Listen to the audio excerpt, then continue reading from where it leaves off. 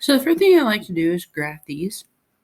So the parabola let's start with -3, -2 is the first point I want to start with. So 1, 2, 3, 1, 2. So we're going to be right about here.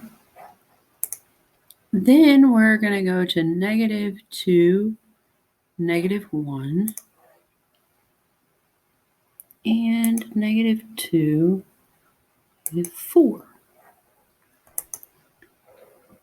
I'm going to skip up a little bit and go ahead and see where it would cross the x-axis, which would be at 0, 1.